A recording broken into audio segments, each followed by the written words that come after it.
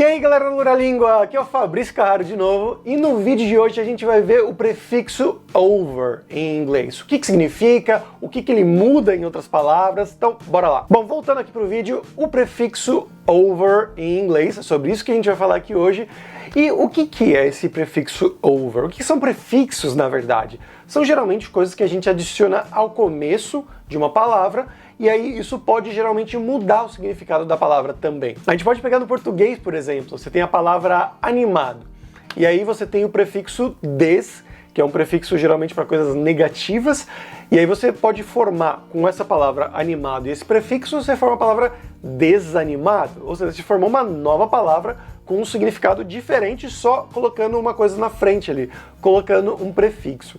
E é isso aqui que vai fazer em inglês também, essa mesma coisa que vai acontecer aqui com o prefixo over. Essa palavrinha over, se você for ver no dicionário, o significado dela geralmente é por cima de, sobre, então algo em cima, superior.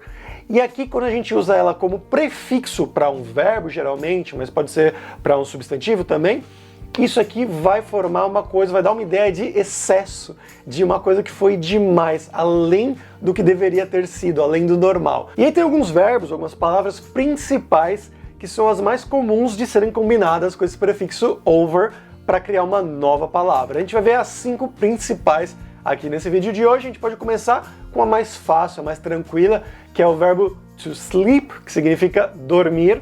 E aí existe um outro verbo, quando você coloca esse prefixo, to oversleep, que é dormir demais.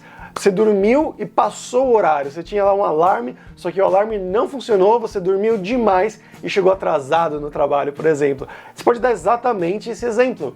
You overslept and got late to work. Você dormiu demais, dormiu além do que deveria e chegou atrasado no trabalho. E aí você pode ver aqui que a conjugação vai ser até a mesma do verbo to sleep, que ele é um verbo irregular, né? A forma dele não é aquela simplesmente adicionar ed no final para conjugar no simple past, o passado simples. Então aqui o verbo, a conjugação dele normal é to sleep, vira slept no passado, no simple past. E aqui to oversleep, né? Dormir demais, vira overslept. Então fica a mesma coisa, só adicionou o over ali na frente. O segundo que a gente vai ver aqui é o verbo to think, que significa pensar. E aí o que você acha que significa overthink? To overthink, né? Um verbo. Significa pensar demais, é aquela pessoa que ela não consegue simplesmente, tá, eu tenho um problema, eu vou pensar na solução e acabou. Não, ela fica remoendo aquilo muito tempo depois, fica pensando realmente mais do que o necessário naquele problema, naquela situação, naquela coisa ali. Então um exemplo poderia ser: You should stop overthinking, just call him.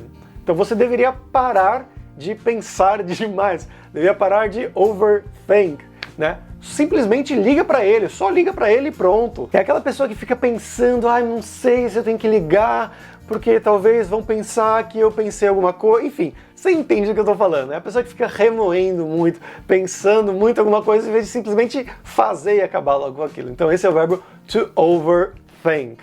E aí o próximo, o terceiro verbo, ainda a gente está vendo só verbos por aqui, é o verbo to react, que significa reagir, né? Reagir a alguma coisa. Alguém te deu um tapa e aí você reagiu com um soco na cara. Ou então você pegou uma arma e atirou na pessoa.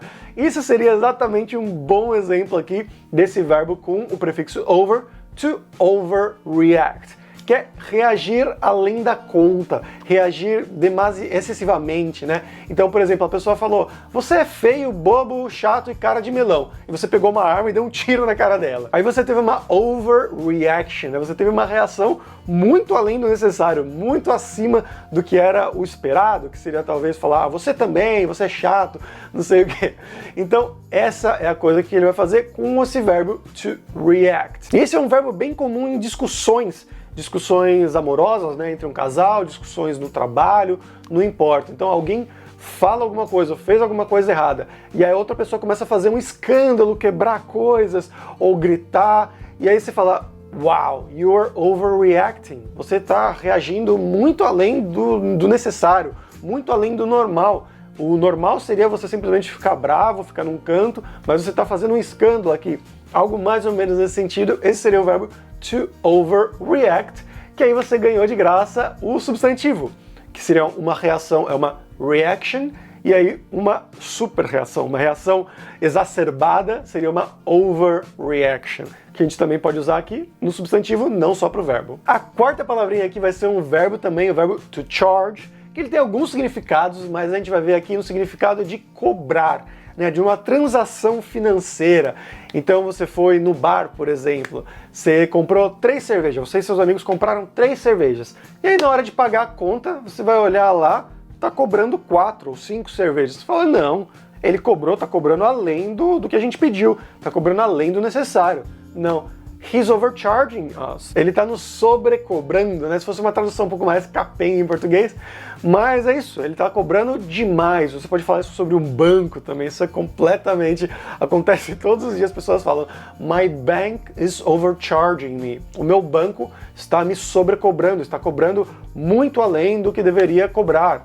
É uma coisa comum com transações financeiras, quando alguém cobra além do necessário, esse verbo to overcharge. E a quinta palavrinha que a gente vai ver aqui hoje é um substantivo agora, não é mais um verbo, e ela significa peso, né? O peso de alguma coisa. Se vocês já viram essa palavra, ela é weight.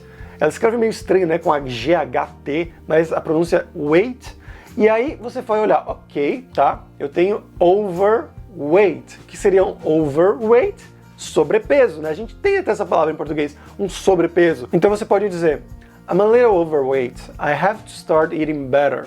Então, eu estou um pouco com sobrepeso, eu tenho que começar a comer melhor.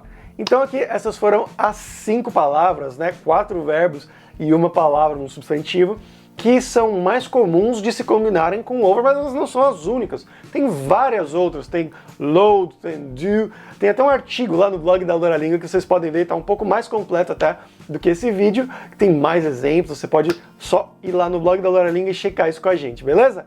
Então por hoje é isso, galera, até a próxima, tchau, tchau!